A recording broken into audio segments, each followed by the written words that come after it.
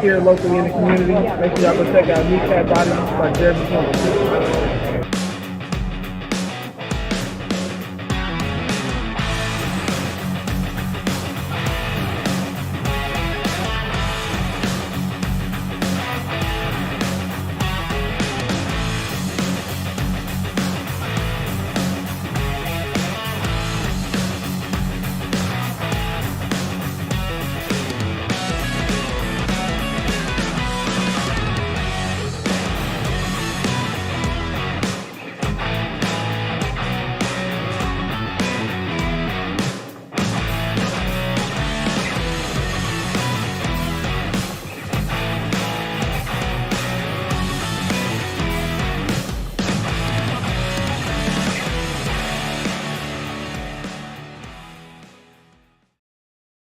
Good afternoon, Lions fans. It is a somber yet good occasion, if you ask me, because we all said that we thought Jake Bates would beat out Michael Badgley. We got Buddy Conquito in the chat. But Michael Badgley hurt himself yesterday and went to the IR. And it's a good thing that that same day that Jake Bates went 6 for 6 with the longest 54. I think we'll be all right. We all said we thought Bates could probably beat out Badgley for the job. Everybody said it was Michael Badgley's job to use because he didn't have a bad year last year, but almost every single one of his field goals were made indoors at Ford Field. That being said, Jake Bates at the same time made every single one of his field goals at Ford Field playing for the Panthers. He went 14 of 14. He went 1 for 5 outside. So we only have 3 games outside. So if everybody thinks this is a bad deal, I don't think it is. And somebody said, why don't we sign back James Turner? Because within an hour of him being waived, he ended up on the Packers roster competing with Carlson and doing a good job from what I understand. While Love is holding in at camp, Sean Clifford is having probably one of the worst off-season camps to start there is in the pajama Olympics that is week 1 of training camp. And people they are like, wow, glad we didn't start him last year like all the fans said. I think it's funny. You can't make this stuff up. Matt Henry, good morning, sir. Good to see you. Waiting for the rest of the regulars to pop in to try to get too in depth with it. But what do you think about what I just said? I think it was a good thing we signed Bates because now the kicker battle pretty much is decided unless we go a different route. And I don't think they're going to go a different route. Let's see how Bates does today. Who was the irrational one on that show that earlier? All of them were irrational. This is the NFC North. No matter what take you have, you're going to be wrong 75% of the time when you're doing a show about a division, whether it's your opinion or not, or their opinion. Somebody that says something about the Bears doing good, 75% of the division is going to say that's not the case. If you say the Vikings are going to be good, 75% will say that's not the case. As a matter of fact, even some of the Minnesota fans don't think Minnesota is going to be that good. So it's 100% bad take. If you say the Packers are going to be good, the rest of us say no, they're not, because Love only had 1 good year and 9 good games, and they're going to make him possibly the highest paid quarterback in the league. Am I saying they're wrong for doing it? No. You know why? Patterson signed somewhere else. I can't remember where, but Patterson's on a roster. And please God, don't bring back Ruben or Santiago. Right. And I kind of was saying the same thing in the chat in case you didn't hear what I said. The question is, will Love have a sophomore slump? The answer is he could, so it's yes. Will he is the actual question. Nobody knows. But the market bears it. They have the cap space to be able to afford to give him a raise this year and throughout the rest of his contract. They could make it voidable after 2 or 3 years. So, and that could be their out. Do it as a shorter contract, not a long-term contract with an out after 2 or 3 years. I mean, that's the smart way to do it. Kind of like this Super Bowl or bust contract with Goff. He lowered his cap hit this year to 27.2. Next year it's 32.5, which is what it was supposed to be this year. And then it has that big balloon payment, but there's an out because the dead cap is less than he makes. You know, and I'm not saying we have to get out. I'm saying if he performs at the level he has or better, they'll probably restructure him to lower that cap hit in year 3. They could do something the same with Jordan Love. And I think they should do something like that with Jordan Love. 100%.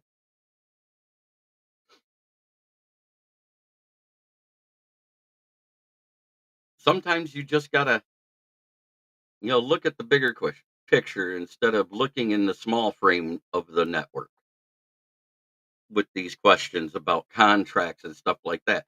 At the same time, you know who's salivating at his next contract that they can work on next season? It's Brock Purdy. He's been to the NFC Championship twice. He's lost one and won one, and then been to a Super Bowl. He's salivating for that contract to be worked out, which is why you hear all these crazy trade rumors, getting rid of people. But at the same time, Trent Williams holding out in the last year of his contract right now. That looks bad because they're 33 million over the cap next year. I don't think they have the money to be able to give Williams a better contract going forward because then that cap number gets better or gets worse. They're 33 million over the cap in 2025-26 season. So they have a lot of working out to do to save money. And just letting guys walk ain't it. You're going to see if they're having a bad season, let's say they're not looking like they're going to make the playoffs because they have had a few key losses on defense and other places. What if the 49ers are falling on their face? Then they're going to have to go trade bait and start a rebuild all over again. You'll see lots of players exit to save that money next season, is my opinion. But if they're winning, they're going to restructure everybody in the offseason. Yeah, Rob and Ken were going at it. It was quite funny. It was comical. But at the same time, nobody's wrong or right. It's all hypotheticals at this point. And it is FYF Friday tonight on the Lions Fan Cave chat. I will get some memes together to throw up about the other teams in the division because that's what we do on Friday. It's fornicate your feelings.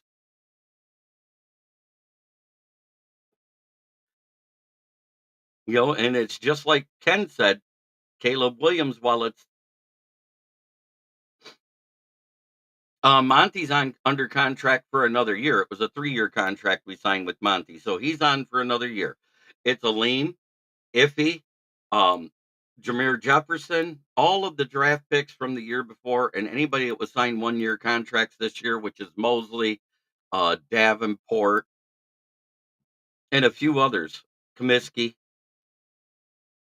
And Comiskey hasn't. Guess who's been taking the first team snaps at the interior with Reader out exclusively? It's a Aleem and Martin.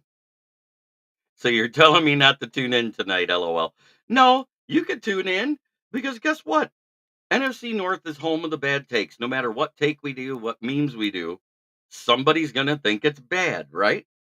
So it's the home of the bad takes. We're 75% wrong when other fan bases watch. And that's what's fun about it.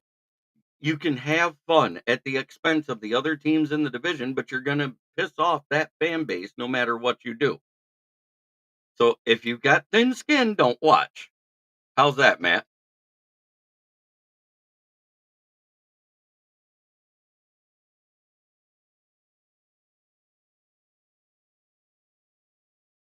So right now, Jake Bates is our kicker. There is no battle anymore because we don't have to have a battle. If they sign somebody, then it'll be a battle again. Oh yeah, homers can't take it either. I was actually watching that with Von Doom. I hope he's here. It depends on how long he works. Von Doom usually is in, and he throws his hate towards Jared Goff and the Lions all the time. He keeps saying that we're going to have a 5 to 8 win season, and that's okay. He's entitled to that. He's not a Lions fan. He's trying to be negative Nancy. And you know what? It gets the Lions fans more engaged when you got somebody that's a fan of another team dogging you, doesn't it? Because look at our chat. It blows up when he says stuff like that. So that's what it is. And good afternoon, Paul Jones. Welcome in. You guys, when you show up every day to watch my show, you know what it is? It is awesome. I love it. When you guys don't show up, it gets a little awkward.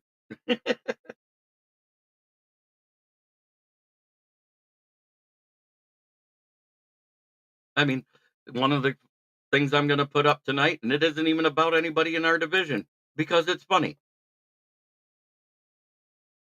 Look at this quarterback. Every time I do, it makes me laugh. It fits.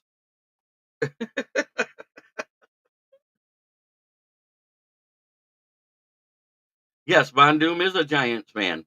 And you know what? They could surprise some people because that defense is good enough to win them some games. Daniel Jones, if you actually look at it, he's had 2 bad years and 2 good years. His rookie season was good, but the team record was bad. Yes, he had a lot of turnovers, but statistically, he had a better year his rookie season than he had the 2022-23 season because Barkley was healthy, which made the team record better.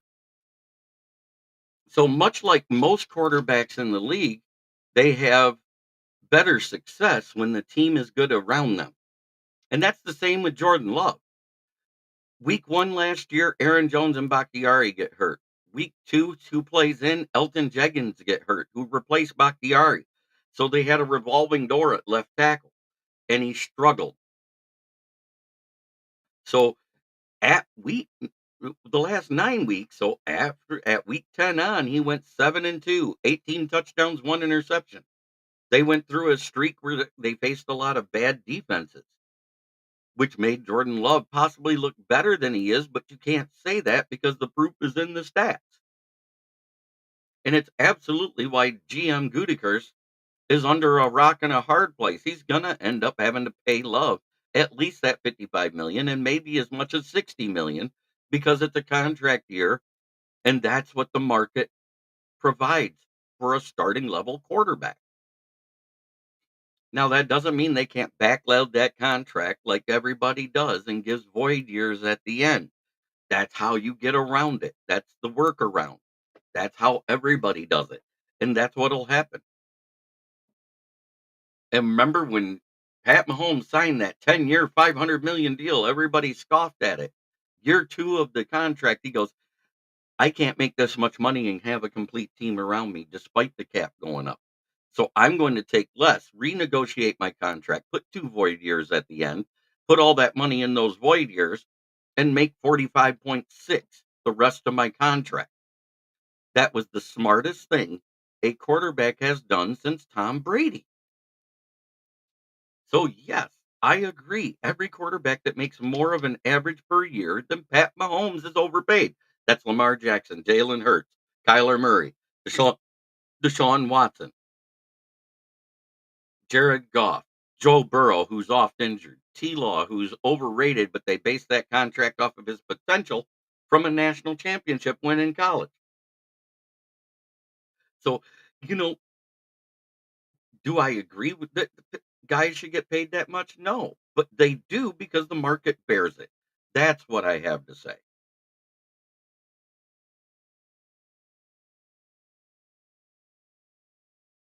I said all along, if it was anything more than 46, 47 million, it wasn't worth getting the deal done for Goff.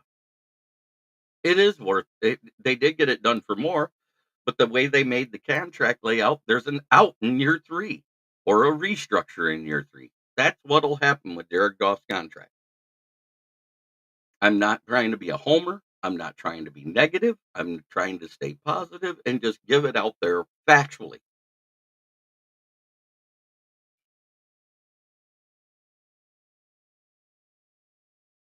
And you know what? The homers are just as bad as the negative Nancy fans to talk to. There's the guys that think, "Oh my God, we're the best thing since sliced bread," and there's other ones like, "Ah, we've been crap forever. We're gonna stay crap." Blah blah blah. And that happens in every fan base. There is, And then there's the guys in the middle, the realists, the ones that aren't a homer. They're not negative Nancy. They see the potential, what it could be, worst case and best case scenario. And those are the guys that usually talk in this chat because they know I'm not the clickbait Nancy. They know I'm not a negative Nancy. They know I'm not too positive or negative. Does that make sense, Matt Henry?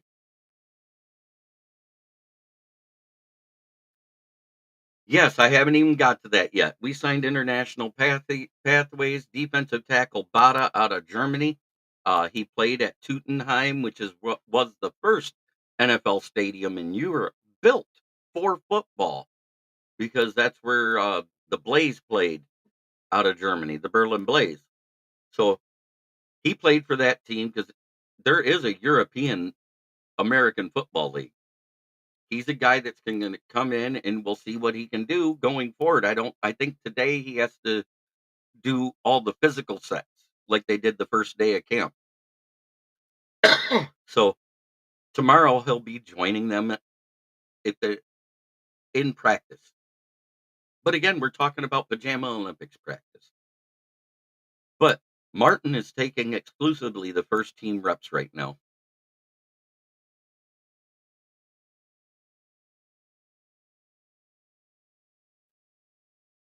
And it doesn't count against the 90 man because he's an International Pathways player. Absolutely. But if he stays on the roster, it counts against the 53. That's how the International Pathways work. In the preseason, it doesn't count. But if he makes the roster, it does. But it's somebody to compete in the offseason, and that's great. So we still have one roster spot open now that Badgley's on the IR. Will they add somebody? We don't know.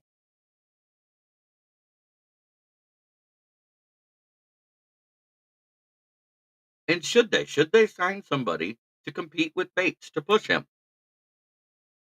Let me know in the chat what you think about that. Are they going to sign somebody to compete with Bates? Are they going to bring somebody in that's another defensive back, whether safety or corner? Are they going to bring in another defensive end? We don't know. It's all conjecture at this point. They might just stay with 89 on the roster. We don't know. Because when we had 89, we stayed at 89 for what, 3 or 4 weeks, and then we signed a couple prove it players. Yes, good thing we have Bates. But yes, I am very happy right now with how it looks. It's been a very good offseason overall. Whoever wins in competition is our 53. But the fact that Martin has been playing next to McNeil with the first team both days back to back, that tells me that Levi Amuzariki ain't getting it done because they tried him out there at OTAs. Wingo didn't do as well as everyone had hoped. He's doing good, but not great. I don't think we need competition for Bates. Look at what he did while Badgley before he hurt himself yesterday. He went 6%. I feel sorry for Michael Badgley. He did hit 100% at Ford Field in the playoffs and in everything, but at the same time, there was a reason they didn't trust him outside at San Francisco. Leave it at that. Outside, the only place he was accurate was Denver. Everywhere else was less than 40%. I think 1 year he had 45%. 1 year it was 35, and the other year it was 39. And another, because he's been in the league for a few years. We've had a sample size outside with them, and they could. Could they bring somebody in to compete for kicker? Absolutely. But who is it? I looked through the free agent list. There isn't anybody I want.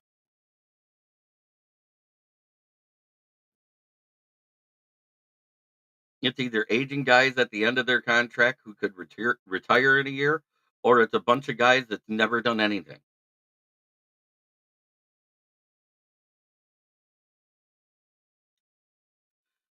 Brent, I am too. I am tired of the people saying Broderick's a bust. Uh, JMO's lighting it up both days. Again, Robbie Gould is an aging guy that doesn't have the range he used to have. He's okay, but he's not great. It really wouldn't push Bates because he's not accurate over 48 yards anymore. So would that really push him? Martin Anderson's been retired for decades. That's great. I love it. If you're gonna bring somebody back that's been retired for over a decade, bring back Jason Hansen to push him. I bet you he could still kick a 55-yarder.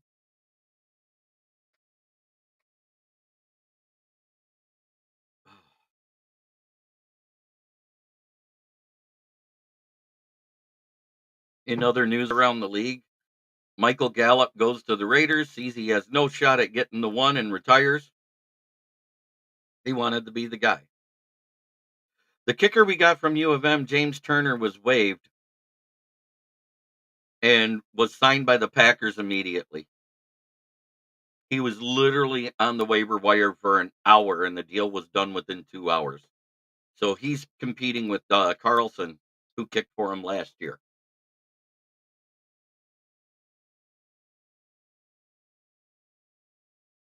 Right. They are playing Broderick to reward him for his efforts at getting in shape. See what he does, his opportunity. They know what others can do. Bye, dude. Oh, you're talking about James Turner? Yeah, he went goodbye.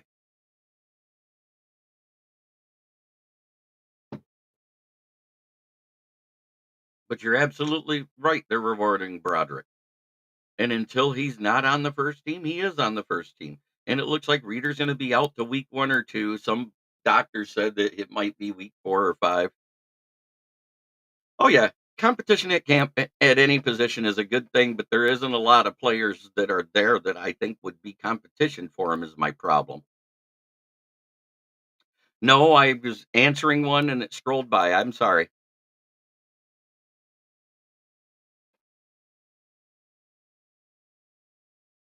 But I basically been saying this whole thing. They are rewarding Broderick Martin for the same thing. I've been saying that. He's playing at the with the first team, and I get it. I'm sorry that I can't get through one thought and get to the next one right away. I sometimes miss a comment, but I always go back and look. If you say, "Hey, you missed my comment," I do go back and look. That's what I do. Because I do try to address every comment. Because that's what I'm about. I love talking to the fans. So please, don't be impatient because stuff happens. Life gets in the way, and I get it. I'm not perfect.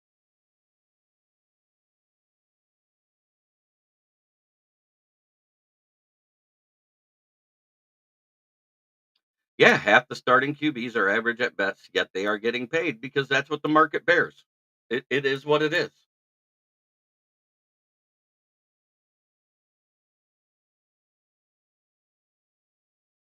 B. Martin is a mountain of man. He could actually be great. Absolutely. And he's getting his opportunity to prove he deserves to be on the roster. And I love it. But at the same time, like I said, they tried other guys at the one position in OTAs and they put Martin back there. That says a lot when you're at training camp. That's what I was getting at. But I love the fact that everybody we put on the NFI list is back on the roster already. I mean, I think it was an illness thing other than Manu. We know he had a leg injury at the end of OTAs that he incurred off the field. Brent goes, "You do a great job compared to other Lions cats." Thank you. I do try. Just Just let me know when I miss your comment. I mean, if you're gonna leave because I can't get to it right away. Oh yeah, Baki's been showing out too. I've been hearing more about Baki than I have about Craig Reynolds or Zonovan McKnight. But Zonovan McKnight caught a nice pass over the shoulder on a swing route from Hendon Hooker, who had a great day yesterday. Let's see how he does today.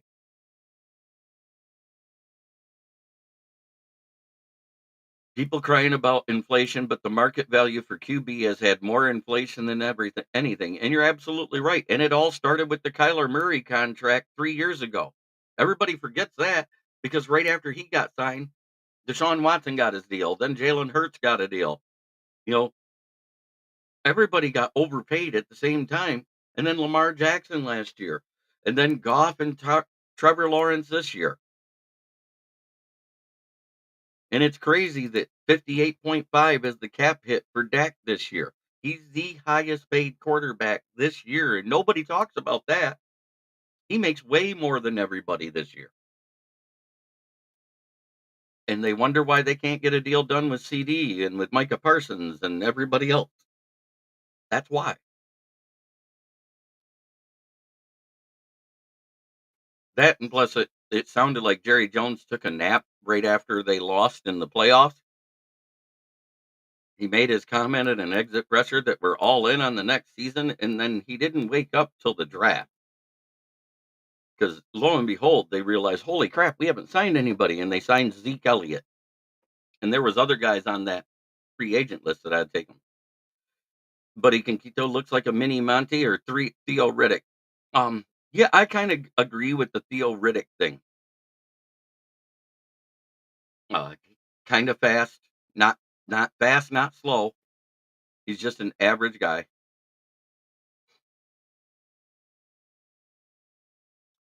I think Dak is gone after this year, but honestly, someone's going to pay him. He goes, "What do you think about Jordan Love and his contract?" I think that he's going to be made one of the highest paid quarterbacks in the league. Who knows? It could be right around Goff's number. It could be upwards of T. Law's number or more. I don't know what they're doing. I have heard no rumors other than what came out on Fansided, and I trust Fansided clickbait as much as I could throw myself around at 220 to 230. I haven't got on the scales in a minute, but I know I still fit in 36 to 38-inch pants, so I have to be around the same weight as I was at this time last year, which was about 222.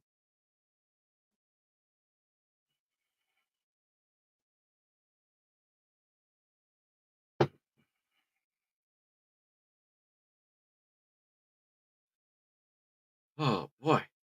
But yeah, I'm very happy that we're bringing in people for competition. Um, will they sign somebody? I don't know. Should they? Maybe. I If they do, they do. They don't, they don't. That's the camp I'm in at this time. So, but here's the crazy thing. Next year is Purdy's fourth year of his rookie contract when a deal usually gets done if they're going to extend somebody.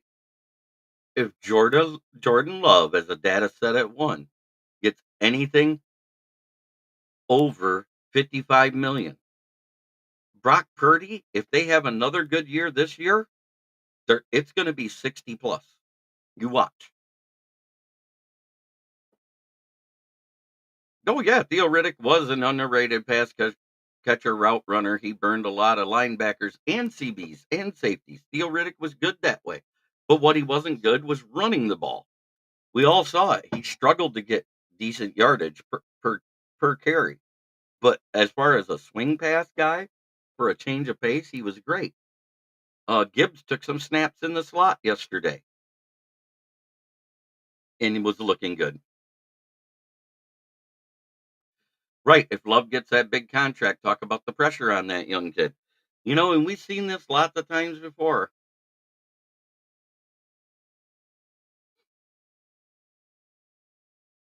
Right. Luckily I have a long back and a short legs. I only need the 32.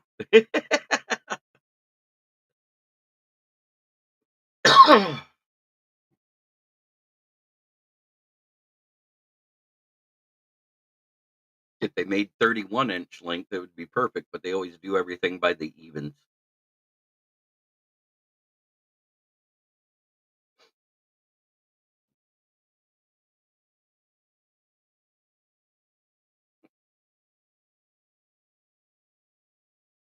So other than that, I mean, Dan Campbell at the presser said we are not going to live in the past and be happy with what we've done. We're going to work to get better, and which is what their mantra has been ever since he's been here.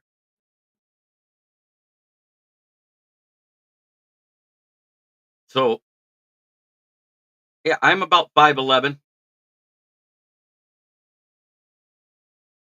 I might be 5'10 and a half after shrinkage from being over 50, but I'm right around that height.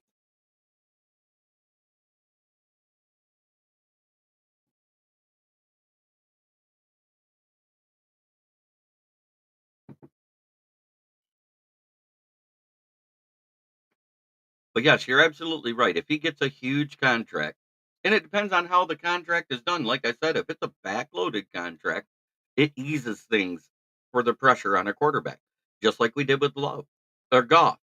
Love could get the same type of thing where he gets a better payday this year, a little better the next year, and then have a balloon payment where they have an out. Right. But at the same time, I'm going to put a little bubble, quotation bubble around it. It is during the Pajama Olympics. That is week 1 of training camp. It has been 7 on 7s. I want to see it with 11 on 11, full pads on, and doing the same thing. And if he's still doing it, fantastic. I have tried. I'm trying to stymie my enthusiasm and keep it to where I was at my minimum expectations because I'm trying not. I don't want to be that guy that adds pressure to someone. Because what if they watch? I follow them all on Instagram. I follow them all on Twitter. I post my shows on Twitter. So what if they pay attention to it? I'm just not that guy that likes to put undue pressure on someone. Oh, the coffee's going down good this morning.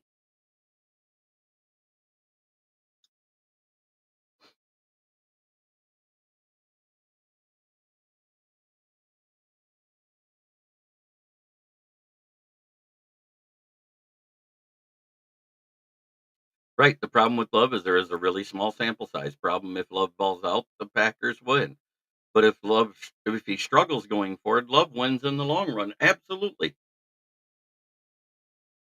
JB, you like the ad pressure, under pressure queen with David Bowie. It's a great song. Whose bass line was stolen for Ice Ice Baby, no matter what Rob Van Winkle says.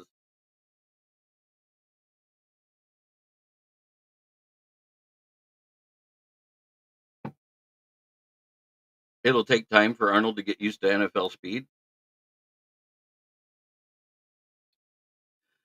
Do I think Goff worked out so he can throw the ball stronger? No, I think they started working on. I reread it. I know what you said, but I said Packers for a reason. But yeah, Goff does look like the ball is coming out better on the long ball. I mean that pass to Jamo was 30 yards down the field and on a dime.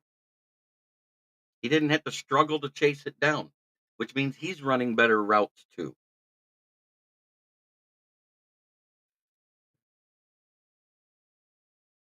There's certain words that can get you flagged. Hatter's House 710. How's it going, brother?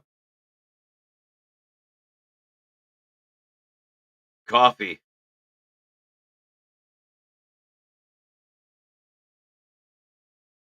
I'm drinking coffee. I got to get the caffeine levels up before I have to go to work. I felt so bad after the show yesterday, I missed work. The timing between Goff and JMO will be at an all-time high this year. Yes, because he's actually working out. He's having a good camp. They've been working out together through OTAs and all through camp so far. So I love it.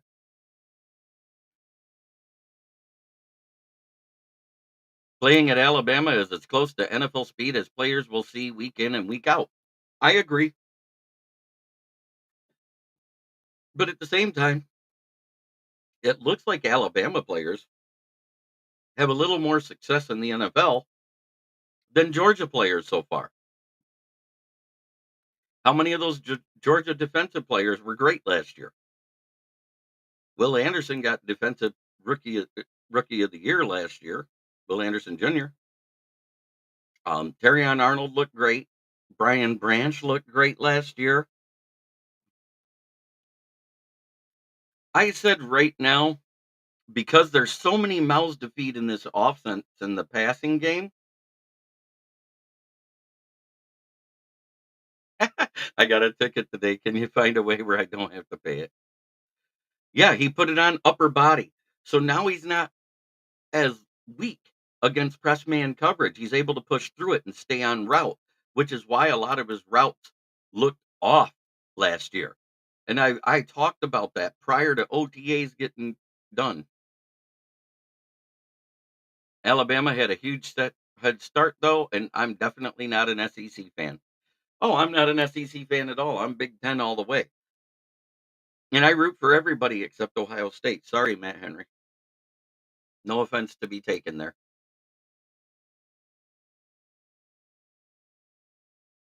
But I call per don't for a reason. Penn State's linebacker you.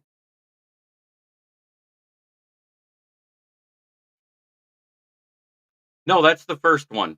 The other international players that were on the roster were from previous seasons, Grandizer. We only signed one International Pathways player. Everybody else was off of International Pathways from previous years. So they were on the roster. I'm a UCLA fan, and our coach had a come on man moment yesterday. Hello. Oh, everyone does.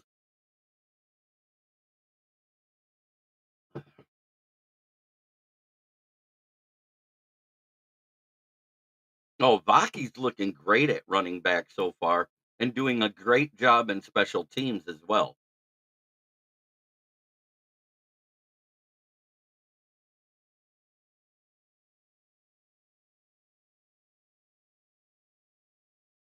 Cool.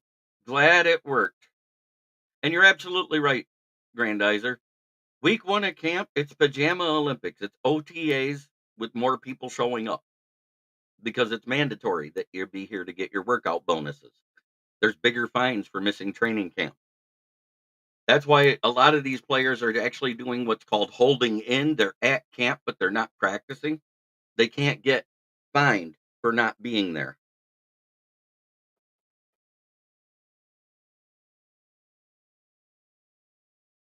I think Vaki's making the team.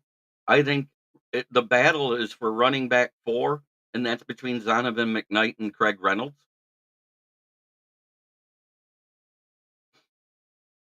I have been on that train ever since I watched a deep dive into his offensive snaps last year. I had to go back and rewatch and rework and talk about the running back Vaki instead of the safety Vaki. The safety was average. As a running back, he was amazing. Unless there is a huge injury or holdout, then I could see no news is good news here. And that's just it. Well, everybody else has got a holdout and everything going on. Jamar Chase is holding out. Trent Williams is holding out. Jordan Love is holding out. CeeDee Lamb.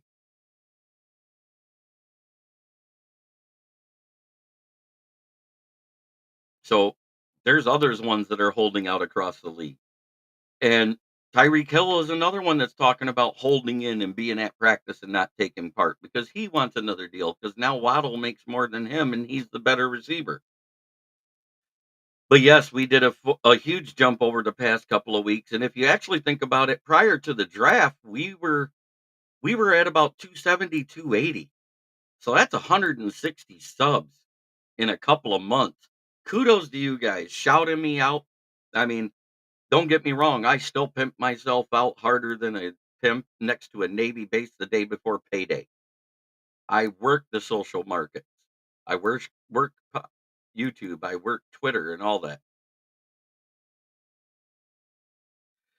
JB, weekly question in case I didn't get asked, is there a Lion sports article that got your attention that you wanted to talk more in depth about?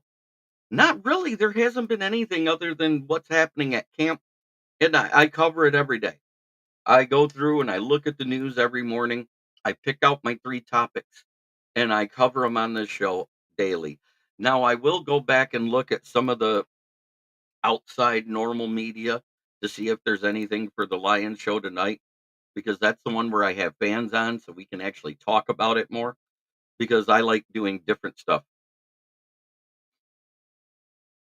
I kinda see Gibbs as, more of Gibbs than Monty type of player. Does your Lions on the hot seat change week to week now that camp is officially started? It's still the same 2 guys to me. One of these 2 guys are gonna be on the outside looking in on defense. It's either Levi Onwuzurike or John Comiskey. As much as I hate to say it. Matt Henry, tell me about it. I'll give him a pass because he's a first-time head coach, but come on, man. Yeah, I haven't seen what you're talking about, but I'm quite sure it was pretty awful if you guys are talking about it, and Matt Henry's more of a OSU guy than UCLA, so wow, is all I got to say.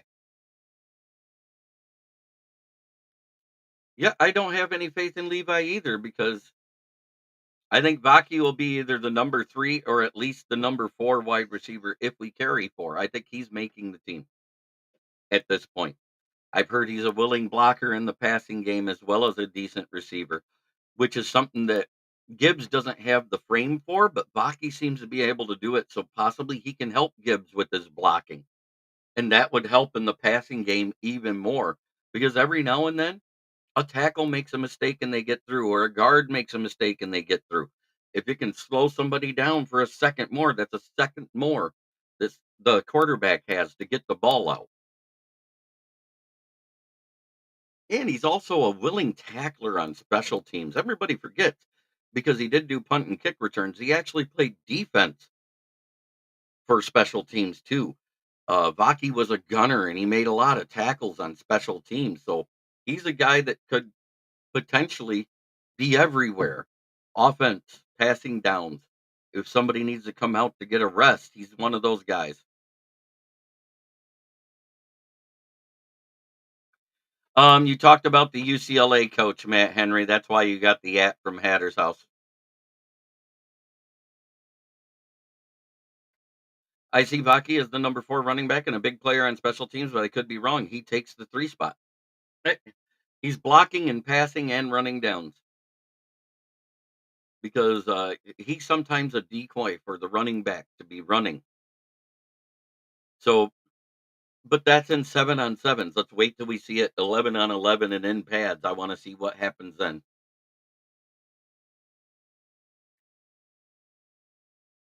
Right, that's what I saw. I watched some videos on Baki, and the kid doesn't go down, especially at first or second contact. He likes to break 2 or 3 tackles per run, and he has decent top end speed and good acceleration. That's a nice combination to have. He's not quite as shifty. He's more stout than everybody thinks at his size. He's stronger than he looks, is basically what I'm saying.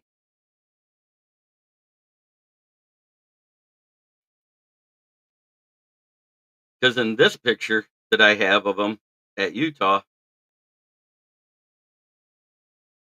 he looks a lot like a more like a Jake from State Farm with with shoulders. I'm just saying.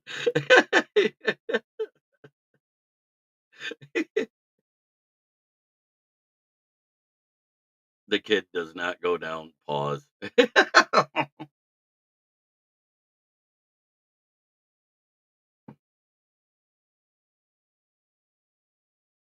Oh, that was absolutely insane to me when I saw a UCLA coach that's the guy has to talk to boosters about NIL. Good luck. Detroit fan man, there's some USC fans that still see Vaki in their nightmares. Man, he had a day against the Trojans. And it that all goes back to what I said about the Pac-12. It's why I don't see USC and UCLA doing a lot of waves right away. He will they're going to struggle in the Big 10, especially with that contract for the next 3 years where they have to go to Hawaii each year. And everybody forgets that that's a team contract that they did to set up their schedules. That's almost 16,000 miles in travel time added to them every year unless they're at home that season. Vaki and Monty, a couple bowling ball runners, and you can't say that Gibbs wasn't a bowling ball. Look at his first run versus the Chiefs. When he came in, he bounced off a Snead, he bounced off their safety, and then got out of bounds, and the guy was right there, but he had to stand him up to keep from throwing him to the ground. UCLA needs time, but our run game and defense is legit. Yeah, I mean, I know it's still the conjecture. It's not It's not that I'm saying they're a bad defense. I'm saying their defense isn't quite as stout as what's in the Big Ten right now. I don't think they'll compete with Iowa's defense, who tends not to let anybody score and kickers win the game for them now that Laporta's gone.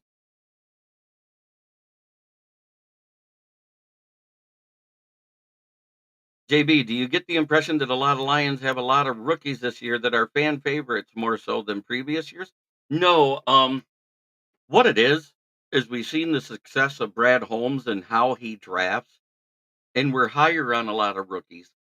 Couple that maybe we shouldn't be, but Vaki has just been showing out, and you're hearing less and less about Craig Reynolds. And the less you hear about Craig Reynolds, while some say it might be good news, I wanted us to cancel our subscription to Netflix last year, and we kind of did. Zonovan McKnight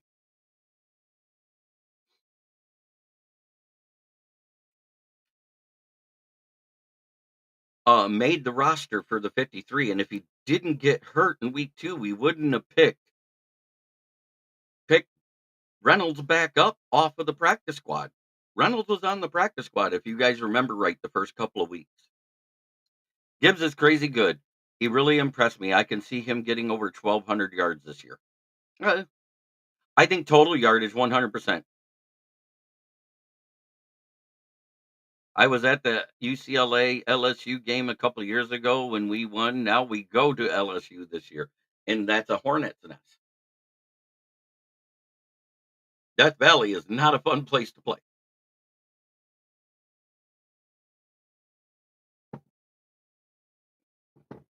Matter of fact, at any SEC school is not a fun place to play. Oh, you're okay. I get it. I know, Detroit fan man. I just didn't get to the comment fast enough. Let me get to the other side here, and I'll read it for you because I wasn't trying to ignore you. Trust me. Oh yeah, boohoo! The guys in Cali will have to fly all the way to play in Hawaii a couple times before they try to play here too. What a shame.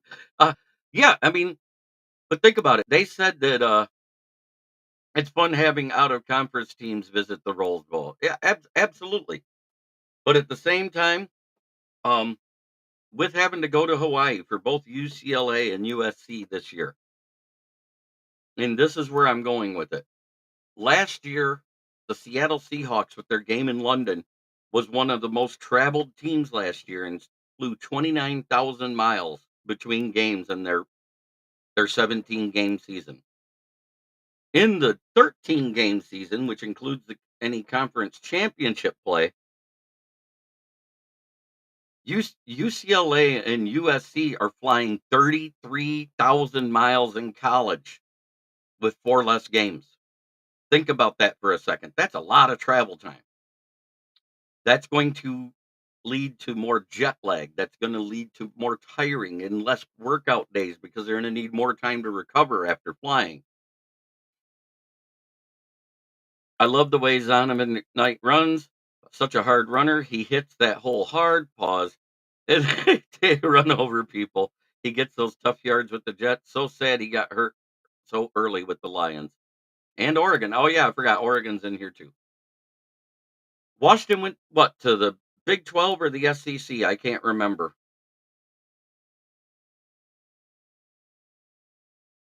So is the Pac-12 called the two-pack this year because that's all that's in it?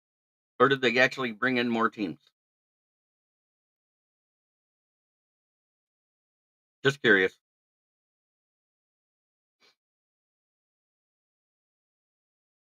Isn't it Washington State and Oregon State all that's left in the Pac-12?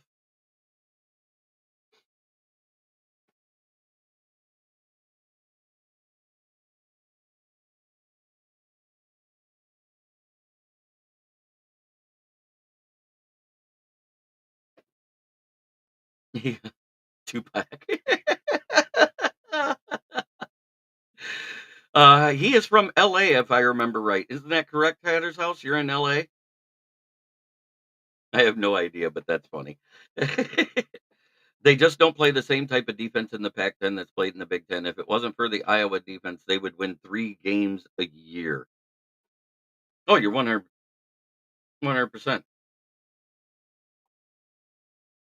They do, and oh yeah, amazing punter at Iowa now a bear punter. You're 100% the new sack of two conference.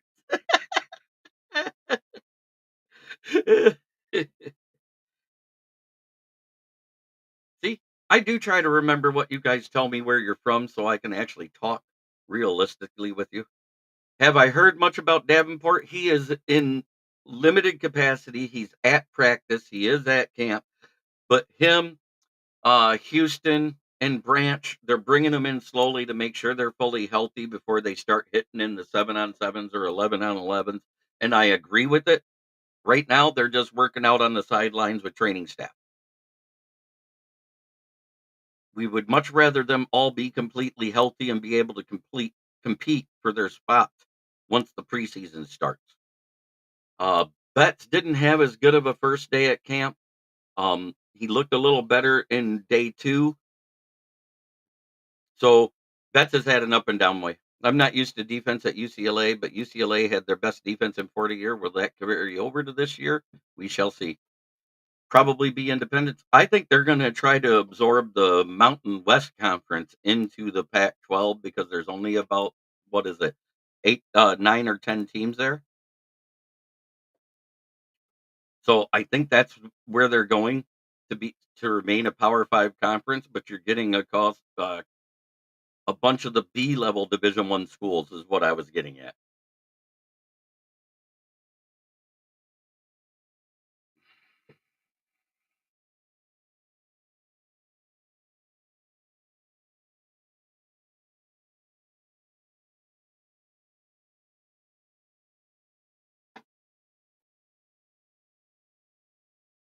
JB, bring back King of the Almost Sack, a player who nearly gets a sack but is always one step too late, and nothing really impedes him from getting there sooner. Huh? um, right now, that guy of last year is Derek Barnes. He's the guy that's still on the roster of the King of the Almost Sack. That sack he whiffed on with Dak Prescott by trying just to grab him with a hand when he was running by is almost unforgivable. I think it's more our training staff is better at diagnosing where a player is than they used to be, Brent. Coach, how much longer until a conference is completely gone? Which one will it be? Well, if they don't add the Mountain West to the Pac 2 or the 2 Pac, I think it's the Pac 12 that goes bye bye.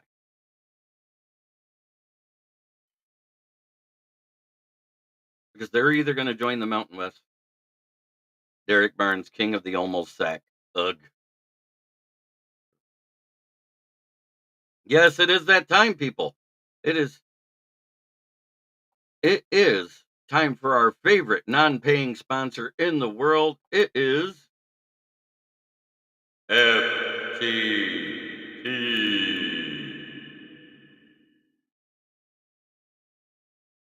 Fornicate the Packers or for the pride, however you want to say it. That's what it stands for. Put it in the chat. Give me those FTPs.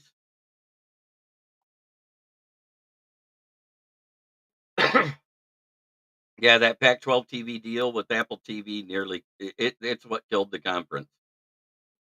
They got very little money from it, so they realize they can get more money in the other divisions with their networks.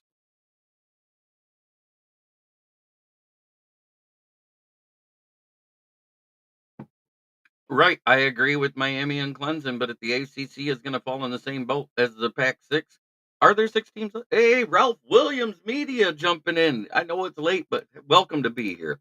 But it is time to talk about our other sponsor. This one actually pays me.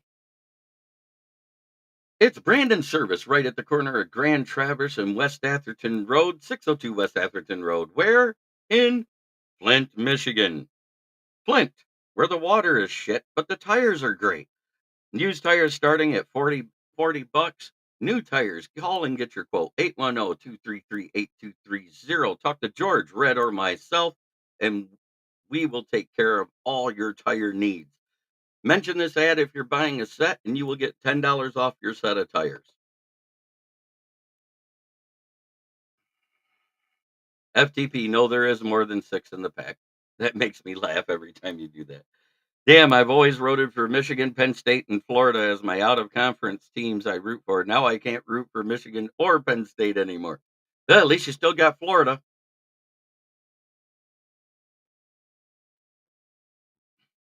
But you can root for us, just not when we play against you. Brandon's Tires, and if you need a good tow company, they need to know how to call too. I'm working on getting a sponsor. I don't like giving out advice for free, but there are a few that are around. There's iTow, which I don't really care for. Yes, we do have Discount Tire Company here, but they are the competitor. We sell new tires too. And with the owner paying me for a sponsorship, I don't think he'd appreciate me getting another tire company to be a sponsor, unless it's a tire manufacturer, which Goodyear, Michelin, Continental, Yokohama, Falcon, Nexon, Cooper, give me a call. Because I actually sell all your tires. Pedophile state. There, I corrected it. Anyone saw Jerry Sandusky? Not lately, thank God.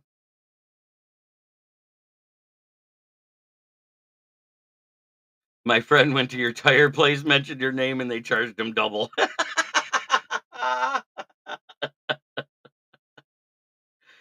Oh. Well, I must not have been there because I was told it was $10 off a set of tires. So I do have one manager that don't like me. It is what it is. You can't please everybody. But this has been a great chat. I've enjoyed every minute with you guys.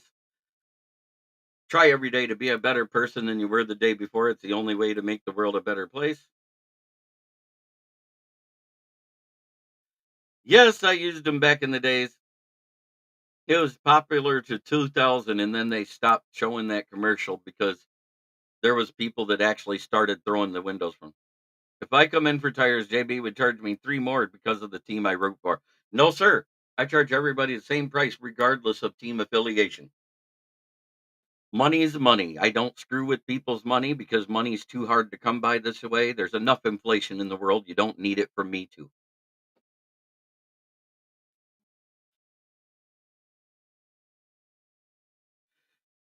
But thank you, everybody, for tuning in. I hope you all have a great day. And don't forget, you can still pour one out for Badgley, UFL kickers for the win. Go Lions and go UCLA from Hatter's House. I hope everybody has a blessed weekend. Tune in tonight at 9 p.m. as the Lions Fan Cave chat and the return of the Chicken Nugget King to the show. He hasn't been here for a long time. Oh, I know. I just like to be honest. But have a great day, everybody. Enjoy your weekend, and I'll see you tonight at 9 p.m. Network broadcast. You can find us on Roku TV, Amazon Fire TV, Facebook, and of course YouTube. Get all your NFL news here first.